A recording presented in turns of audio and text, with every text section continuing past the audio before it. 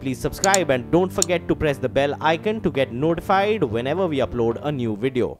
So we are not talking about impact on RIL itself, because these announcements are entailing launch eventually. Mainly, I think it's the GigaFibre, the much expected fibre to home, where the launch is going to be, the registration start on August 15, and the expectation is to cover 1,100 cities. That's one big announcement. The second big announcement is on the new e-commerce platform, which is expected to connect physical and digital marketplaces, and that is expected to, of course, mean a material change to small offices, small shops, kirana stores, and can materially change life for them. We do not know whether this is as yet a competition to even Amazon, but it is connecting physical and digital marketplaces. And the third announcement is on the phone itself, a new phone which is going to be available at a little under 1 rupee, under 3,000 rupees. And as for the old phone, it's actually become much cheaper. You can exchange the old feature phone for, and I think all of us have old feature phones in addition to our new phones, and that new phone, the old JioPhone, will be available at 500 rupees. This is the Jio part of the announcement, and of course it has grand plans to offer smart home solutions, especially the GigaFibre launch. On the energy business, there isn't anything new except perhaps reiteration, nor is there anything different in terms of the announcement in CapEx. The old 250,000 crore that was announced remains. Just one more word before we invite all our guests. Also equally important as this was happening was the Karnataka budget, which has put in a budget of 34,000 crores of farm loan waivers. It says all defaulted loans up to December 31st, 2017, and those who have repaid will also get an incentive. They will get 25,000 rupees paid back to them. So that comes is as populist as it gets, so be prepared for much worse as more elections come later on in the year. But this was election promise, so whether it is NDA or UPA, be prepared for these kind of largesse. We will attend to that in a bit, but first, of course, Hathway Cable is down 16%. Encroachment into the cable space first, Reema? Yes, so directly an impact on the broadband players. So the broadband players in India include a Hathway, a DEN, a Tata Sky, and Airtel D2H. In that, the listed players will be Hathway as well as DEN. While Airtel also has a D2H presence, it's a very small portion of their overall business, and they've announced plans to sell it to Warburg Pincus. So as of now, the direct impact will be on Hathway as well as DEN. For Hathway, 35% of their revenues comes in from broadband, while for DEN, it's about 10%. Let's talk about Dish, because Dish TV has not been impacted. Mukesh Ambani has indicated that along with providing broadband, he will also be providing other services like cable TV, video conferencing, smart home solutions. So yes, cable TV will also be impacted, which is where Dish comes into the picture, which is why we thought even Dish TV would get impacted. But remember, as of now, Dish TV gets nearly 65% of its revenues from the rural market. And, you know, JioGigaFibre will take time to reach there because the launch is going to be very gradual. They're right now talking about registration starting from the 15th of August, and then, you know, based on the kind of inquiries they get and interest they get, they will prioritize in some locations in the 1,100 cities. So those will be largely be your urban cities, which is why Dish TV has managed to go a bit unscathed as of now. So what analysts are saying, yes, the impact is going to be there on the likes of Hathway as well as DEN. On Dish TV, the impact will be less. And even in terms of a direct financial impact, yes, over a 5-year period, it's going to revolutionize the entire broadband space. But because the launch is going to be gradual, immediately at least, it's not going to take away, you know, revenues and users from these players. But markets always discount 5 and 10 years into the future as well. Oh, yeah. I mean, you know, to me, this was more of a status quo kind of a speech, because the last two speeches, 2016 and 2017, had been really disruptive, right? I mean, in terms of pricing and all of those things. So this was kind of building on what had already been announced in all areas, except maybe that e-commerce thing, which we will need to put out more details on. But otherwise, I mean, expanding on what has already been announced, and I think it's visible in stock prices. Usually, we've seen last 2 years, 1st September 2016, Jio was announced. I mean, 2016, 2017, the big telecom stocks always sold off. I mean, they're marginally lower, in line with what the market is doing. Just some increment news income, nothing disruptive actually disrupted it in Okay, guys, let's get to our experts who are waiting by. First, you, Mr. Tusyan, what have you made of the announcements? Is there anything game-changing for Reliance, or is it more game-changing or game-spoiling for the Hathaways of the world? Lata, before I reply on that, what I found innovative is the complementing refinery and petchem on one side and retail and Jio on the other side. And I think this will be having far-reaching implications. May not be able to dig out the benefits now, but if you have first heard on the Reliance refinery and petchem, the things have all been said, the configuration of the refinery so as to give the benefits to the Reliance petrochemical, to the petchem segments, and the case in point is the refinery off-gas cracker, which is the largest in the world. So I think these things will really be driving the existing business. Now come on the complementing the Reliance Jio with retail, because we all know that retail is all supported by the digital, and the kind of focus they have kept on maybe education, healthcare, entertainment, agri products, I think are all going to give a very good growth even to retail. Because if you really see first 50 minutes, the focus has been on the Reliance on the Jio and retail, and maybe about 10-15 minutes were spoken on the existing business of refinery and petchem. But I think that the kicker, let me again say that the death knell again has come for the second round of these sectors, that is the cable and the direct to home companies, maybe like Hathaway, Den Network, or maybe for Dish TV for that matter, if not now, maybe in the longer term. Because ultimately you are giving the super house, in terms of the connectivity and the transmission, where you can have all type of facilities available, in terms whether you are talking of the entertainment channel viewing, or maybe video conferencing, or maybe the connectivity. So I think this is truly capturing the benefits which one can derive from the digital India by complementing Jio and retail. Okay, Prakash, do you believe they are taking on the Flipkarts and Amazons of the world? They spoke a little bit about e-commerce, as well as integrating their retail as well as digital platform.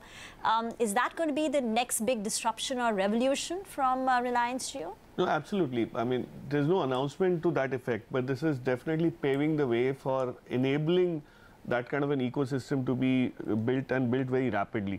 Two things that stand out. One, I was quite startled at the fact that they've added 4,000 stores, which is probably, all large modern trade formats put together. If you add, it's much more than that. And if they were to, start focusing themselves as a retail consumer, direct consumer-oriented company, this dependence on cyclicality on the petchem and refining business will no more be a negative for the stock. And the e-commerce platform, remember, they are not talking about selling only a category of product. It's all services which include education, entertainment. And the next disruption will be once the pricing of the FTTH model comes through, which we have not heard of. Yes. And the second level of disruption, which Prashant very rightly mentioned, that there's nothing disruptive about this speech. Probably the pricing will be the trigger. And the second is going to be the potential of bundling content once you have FTTH going. On mobile phones, there was a limitation. Now you're talking about saying, I'm going to give you high definition TV content. All screens. All screens, absolutely. You have a pad, you have a television screen, you have phones. And that's where, the Alt Balaji kind of acquisition will start making such a lot of sense. And then probably see more of those kind of acquisitions or engagements. I mean, at the moment it disrupts perhaps Hathaway and Dish TV. Yeah, but that's only the this is actually guys. A new offering altogether. And of course disruptive for the old telephone guys, because why would you want to go to someone who is not offering you this entire package? No, so there could be a bit of a disruption. So Dish TV, for instance, already launched this a la carte kind of a thing, 8.5 rupees per channel and all that, to make themselves ready for a predatory pricing on the FTTH, as and when it happens. Right now it's a rollout on 1100 cities. It's going to take much longer. It is an eventual disruption, because it's not going to be easy to get to every home, but maybe we want to get Naveen Kulkarni, who's been waiting by. So Prakash's point, we don't have the price, right, for fiber to home. No, we don't. But Karan is with us. Karan, Karan or Naveen, let's start with you, Karan. If they start charging for fiber, the infrastructure is already laid out, right? I mean, they've already invested in that. Now you can start registering for the fiber to home from the 15th of August. At some point they start charging for it. What kind of revenue numbers will you build? What is the average ARPU that you will build, and what is the opportunity there? So the opportunity is very huge on the broadband internet space. So if you see in a country like India, your mobile penetration is roughly about 60-70% mobile internet penetration. But the broadband penetration still remains to be very low in the range of 15 to 20%. So this kind of a thing will really push up the broadband penetration, and that will really impact DTH, and my sense it will also impact the TV channel players. Because what you're going to see is clearly, viewership moving towards the internet, and you do not need basically TV channels to be viewed upon. You need more of digital content which can be viewed. And with the likes of Netflix, Amazon, and Alt Balaji investing huge amount of money into original content only for the web, it will really impact the TV channels as well in the medium to long term. Yeah, actually, because those who have this testing facility from Jio have actually switched on to Netflix on their television. And then you can, once again use your phone for whatever it is after just switching on television to whatever you want to see. So it can really take away from television channels also and provide, unique content like Netflix content. But let me get the retail e-commerce platform that is integrating the physical and the digital marketplace. Naveen Kulkarni, how revolutionary is this, and who may be the impacted parties? So the integration of retail and the physical and the digital platforms is probably the most interesting piece of the Reliance AGM. It might be a very long-term gestation project, but it could, in terms of revenues, this could be a very, very large revenue potential, because developing the digital platform is not the biggest challenge at this point in time, because they already have a digital platform. The physical platform is already there. The back-end infrastructure can also be robustly developed. So that presents a very, very interesting piece, according to me. What is the revenue potential? The revenue potential is immense, and margins and all are going to be something. Revenue potential when, Naveen? So this revenue potential, probably we could be looking at this project from a 2 to 3 year kind of a perspective is what my sense would be at this point in time. So, on the other side, the FTTH, that I think is quite close to that. Yeah, so the revenue potential from that should start. What could be the potential? I mean, what kind of, how many subscribers are we talking about? I mean, if you had to make assumptions on an Excel sheet, subscribers multiplied by some imaginary ARPU. Well, on subscribers on FTTH, they did say 50 million, 5 crore. That's their target. They've just not given a timeline, so it was in one of the slides. So, and total is how many right now, users? Total households, 277. So we're talking about 50 million. 277 million. They're targeting 50 million. It's just that no timeline has been given. Okay, they're targeting almost 1 quarter. Naveen, but what kind of numbers would you build? I mean, that's the easiest to monetize, right? Immediately. Yeah, so my sense is that this is again a market which is it takes very long, and it's a very slow-moving market in terms of the reaching out to customers. So initially they will be reaching out to the multi-dwelling units in the metros and in the cities, where once you reach, and then probably the number of conversions can be much faster. The flat beds are going to be a big challenge in tier 2, tier 3 cities. So reaching probably a base of around 10 million from the likes of Reliance is something which is not unforeseeable. I would look at an ARPU of around 1,000 rupees, which will be a triple play kind of an offering, right? So annually you could be looking at a 12,000 rupee kind of a house on an annual basis, and 1 crore customer. You could look at, let's say, a 12 to 15,000 crore kind of annual run rate revenues from this business in the initial launch phase. Naveen, just for perspective, what would Bharti be at? You said you would assume 10 million, right? I mean, subscribers for Reliance. Where is Bharti at now? Bharti would be at probably be at a similar number or probably a little higher. I'll have to exactly check on that. Okay. So the market share of broadband right now, 58% is with BSNL and MTNL. The second biggest player is Airtel, which is close to 12%. The third player is ACT or Atria Conversion Technology at 7%. Then you've got Hathaway at 4%. So the biggest players at 58% is BSNL, MTNL, followed by Airtel. That, at you know, 12%. is not in the, it's in the non-metros. So, I mean, I don't think that's what they're attacking. As Naveen says, they'll first attack all these huge metros where, you know, one connectivity and you get maybe 400 flats or 300 flats, that kind of thing. But let's anyway, get Sudeep. Yeah, let's, Sudeep, your observations from all that you heard.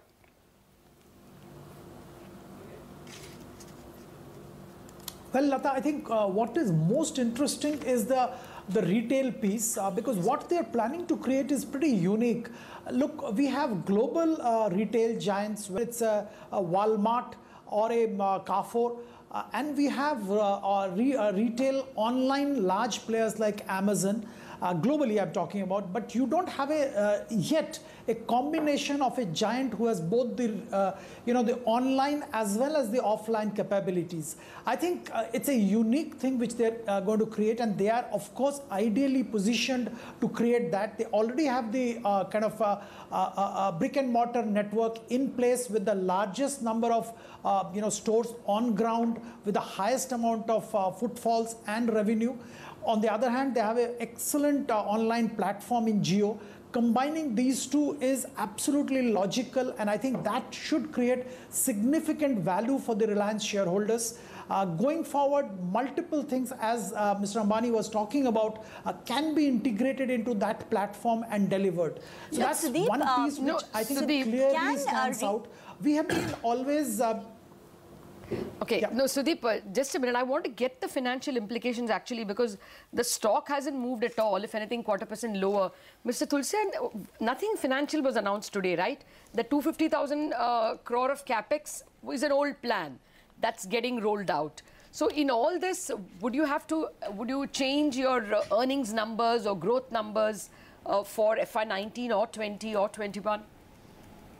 See, Lata, in none of the AGMs, in fact, I'm not talking only of the Reliance Industries, the financials gets announced. The only thing, you can give the roadmap and all that. So probably then, and let me tell you, I don't have these data, but if you really see, you always have the share price, correcting thereafter. Maybe the exception was last year when 1-to-1 bonus was announced amongst the midst of the AGM by holding the board meeting, in between, which was set up, which was a precedent in itself. So this is always the case that people come with the over by holding the board meeting, in between, which was set up, which was a precedent in itself. So this is always the case that people come with the over expectations. They could not have asked for a bonus from Mukesh Ambani this time because last year he has already pleased the shareholders with 1-to-1 bonus. So this is always the case, and I'm not honestly disappointed with the numbers because if you really take a conservative estimates, I think for FY19, that's for the current year, one can expect an EPS of about 72 rupees or it will be very difficult to take a call on the retail and the Jio going forward, which can really cheer on the profitability front and the margins also. Because if you really see the retail, they've already beaten all these retail players, the listed ones. Talking together, there are 8 or 9 listed players for FY18. They all had a combined top line of 50,000 crore, while the Reliance Retail had a top line of 70,000 crore. What they are only lacking is the least margin, because Reliance Retail had the least EBITDA margin of 3.7% against maybe 9% by DMart. So I think that this strategy seems to be quite strategized, that you capture the market, and it will be very easy, which I have said in the beginning, that it will be very easy to combine the offline and online marketing, the brick and mortar and the digital, which they will definitely be aiming and moving in that other league of Amazon kind of thing. So I think this is the strategized things, and there is no point in taking a call on FY20 earnings unless until the things really shape up. And for FY19, I don't think that you have any kind of fear, because Petchem combined with the refinery will continue to be the growth driver, and the larger market shares will get captured by the retail and Reliance Jio, which may not reflect into the financials much in FY19, but that will start reflecting in a very big way in FY20 number. Okay, that point is taken. Actually, that's what we wanted, Mr. Tulsian, because the stock is flat at this point in time. Thank you very much indeed for joining us with your quick take. You were saying, Reema? No, I just wanted to actually go across to Deven Choksi as well. Deven, we've all been talking about about, their grand e-commerce plans. If you compare it to the likes of Flipkart and Amazon, they're currently loss-making.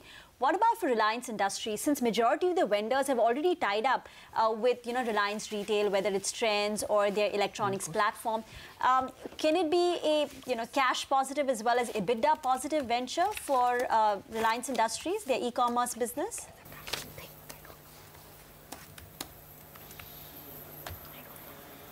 Yeah, good afternoon. And I'm glad I think this question has come up, I think, for discussion. What my understanding on the subject is that pure play B2C model in the marketplace in e-commerce is non-profit making or a loss making model either for Amazon or for Flipkart, largely because of I think the cost pertaining to the distribution of this particular product, which is logistic cost which is added to that, I think is a loss making proposition here, not the transaction making. Transaction making is still profitable, but I think the last mile is I think non-profitable. So in such situation where you want to make the profit, I think you need to have an integrated model. An integrated model is one wherein you have a supply chain management on the back-end side, because generally I think in e-commerce space, I think if you have a powerful supply chain management established, it would result into better kind of a what you call profit performance for the company because of your ability to source at a lower price. And then you distribute it, I think, in the front end through the marketplace platform, which is an e-commerce platform.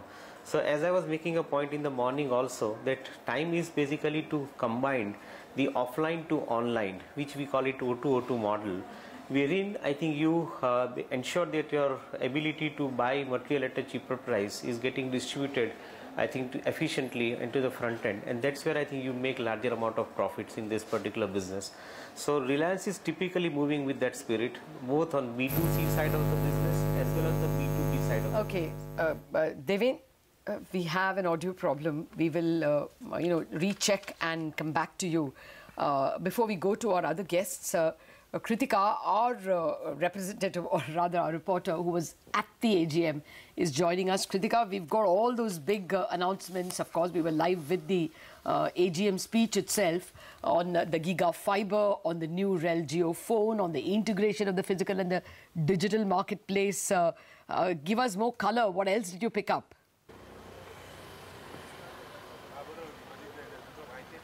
Well, let me go through it one by one. Essentially, yes, we spoke about the Jio subscriber base increase. It's 215, slightly more than what we were expecting. JioPhone has crossed 25 million users.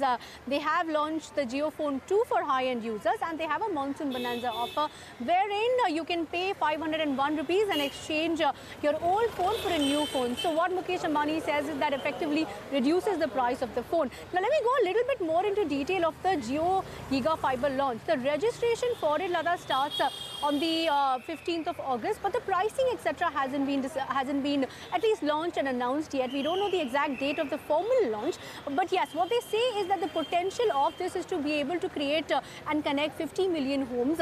This is going to be the base for creating a massive digital platform and creating digital platforms across education, healthcare, agriculture, multimedia, media and entertainment. So what they want to do is launch in one go across 1,100 cities, but that is expected to be, the buzz over here, Lata, is that it will be before the end of the year, possibly by October is what they're saying, but if the registration starts in August, we should have some clarity then. Okay, Kritika, about the point that you made, Lata, on the new commerce platform, they are going to be integrated.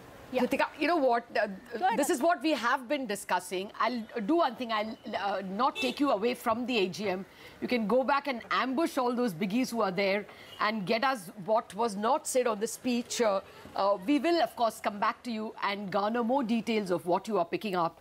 But yeah, this big phone exchange, the new phone launch, the GigaFibre going into each home, that's what we have been discussing. The one part which we didn't discuss, of course, is the few petrochemical announcements. And as Mr. Tulsian pointed out, the further integration of refinery and petchem is more likely to improve petchem margins. But Prakash, you were telling us you picked up something else in the announcement. So what he mentioned, the butyl products, which is the highest in the value chain, is where the margin security comes in. Because we've seen this fluctuation on GRMs, pure refining margin, and we've seen them vary from $8.50 to $11.5. And that has been a big variable that impacts the P&L every quarter on quarter.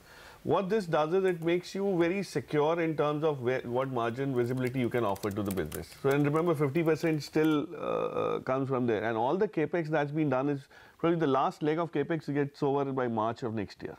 And which means that the ROE... I was watching out for whether they will offer any new capex. Yeah, exactly. So that wasn't mentioned, which means that you will have some visibility on return ratios. For the next couple of years, very superior return ratios. And Reliance has never been given a great rating on the hydrocarbon side because the gas thing has been. But the way petchem and now refining will kind of integrate itself, they can take fuel from, crude from anywhere in the world and still make great... The efficiency of the refinery is super high. Yeah. So that's going to be, and added to that, you have retail activation of your petrol outlets, he spoke about that which is something which can only grow. Okay. 1,300 fully automated. But have they spoken about expanding that in any? I only heard the word 1,300. So he's talking about the ones that have already got activated, and this could continue rolling on because you've seen OMCs are not able to get that subsidy advantage which earlier they had, which was a big impediment to growth of these retail outlets. So I think that piece is also something which was underplayed. But relatively underplayed, but that's something which will add a lot of spunk to the P&L going forward. Well, Reliance Industries is actually now down about 0.5%, so it's off about 2.5% from the high point of the day. It's lost some ground. Yeah, but it's done very well, right? The stock itself, it's for the year, for a year like this, it's up 7%. It saw, almost a doubling over the last 2 years. If Karan is still with us, Karan, is there any reason why Infosys is down about 5%? Did we miss some news? There was a tax dispute, but that was an ongoing thing. I think that there was just generally this buzz that, maybe numbers are not going to be all that. It's just market buzz numbers, because TCS reports first, right? 10th is TCS and Infosys reports after that. Karan, any market intelligence you picked up that it should be down 5%? So nothing of that sort, just moved the valuation part, I think, or Infosys, which is catching up. The stock has rallied quite a lot in the last 2-3 week trading sessions, and I think that's the reason the stock is down. Okay. Devin, we managed to reconnect with your audio now. In terms of an EPS impact now on Reliance Industries, based on these announcements, what's your forecast for FY19, FY20? How soon can they start monetizing fiber to home?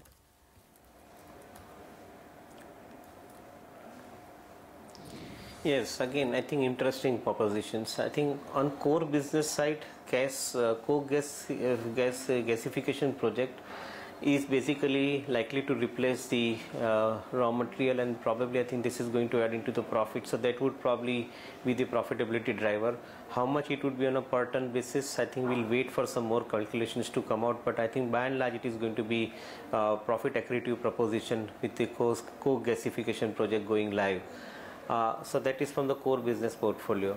In the Reliance's Jio business, I think the GigaFibre project, or FTTH as we call it as, I think the interesting proposition here is that all the costs have been laid down. In fact, I think the point which was made in the AGM that currently they are only utilizing 20% of their fiber capacity, which means the headroom is about 80%. And if you start connecting the FTTH, which means I think the landline, the cable TVs and the internet service provider business into one, probably you are talking about leveraging this entire infrastructure to a larger amount of applications, and that's where I think the profitability would be on a higher side. As I would like to call it as, I think if you end up adding 10 crore new customer through this FTTH proposition, probably I think the exponential growth in the profits would be, I think, far more significant than what we have seen otherwise. So that is an area where I think you could see 1920 as a year in which you will see the larger part of the profits coming in. How much the number would be, I guess I think we'll have to do a lot of arithmetic on paper and then come up with it.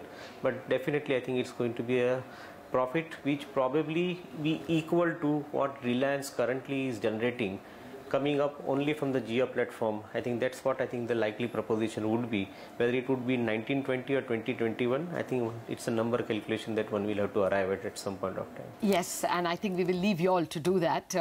I know that we've been faced with a barrage of visionary statements from the Reliance chairman, and what it means in terms of year and month of rollout and number of homes reached and number of businesses reached and the amount of ARPUs they will generate is something that we will have to work out, or we will have to get you all to work out in the days to come. So Prakash, Sudeep, Devin, Karan, thank you very much for joining us and analyzing for us all the statements that came out from the Reliance Industries Annual General Meeting. Of course, regular disclaimers, Network 18 and TV18, the companies that operate the channel you're watching, are owned by Reliance Industries. It's Randy, the promoter of RILAGM, controls Network 18, which owns CNBC TV18. We have to take a break, but back from the break, we're going to discuss something big which happened while we were listening to the RIL AGM, and that is the Karnataka budget was tabled before the Karnataka Assembly, and that announced a mega farm loan waiver. Impact in a minute after this break.